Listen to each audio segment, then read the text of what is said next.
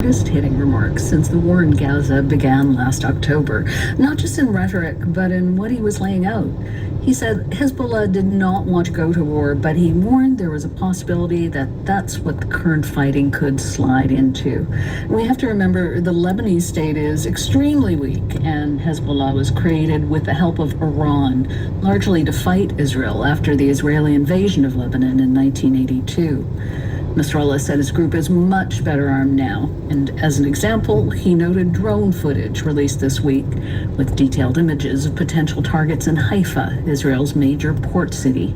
Jane, say more about that drone footage and what's been the reaction so far in Israel? Well, Hezbollah said the video was taken by an Iranian-made surveillance drone. It's 9 minutes long and set to music. It shows high-resolution images of the port of Haifa and even individual vessels. And there are maps showing other potential target cities. Nasrallah last night said that was just a small part of what he called hours of surveillance footage they had from Israel. He gloated that with all of Israel's air defenses, the drone was able to slip through them. And he said that if there were war, Hezbollah would fight with what he said were no rules. As for reaction, Israel's foreign minister dismissed Nasrallah's remarks, saying that if it came to war, Hezbollah would be destroyed and Lebanon severely hit. Yeah, Nasrallah didn't limit his remarks only to Israel. He also widened out to the Mediterranean region and specifically threatened Cyprus. What was that about? Nasrallah said Cyprus, part of the European Union, was hosting Israeli military training in its mountains, which are much like the mountains of Lebanon, and that Israeli fighter jets were using Cypriot air bases. يجب أن تحذر الحكومة القدسية. He said this made Cyprus part of the war. Israeli officials have acknowledged in the past Israeli military training in Cyprus.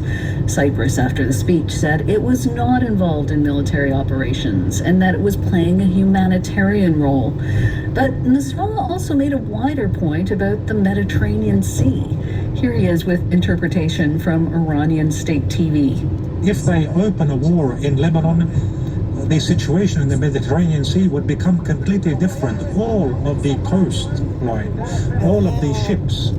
And Israel also has interests in a gas field off the coast of Lebanon. So how are things likely to play out now? Analysts point out that speeches like this one on both sides are meant to act as a deterrent to escalation, and that the likelihood of that nightmare scenario Nasrallah laid out remains low, but not impossible. As has been the case since October, though, Hezbollah has made clear that until the conflict in Gaza is solved, its conflict with Israel won't be either. That is NPR's Jan Araf in Beirut. Jane, thank you. Thank you.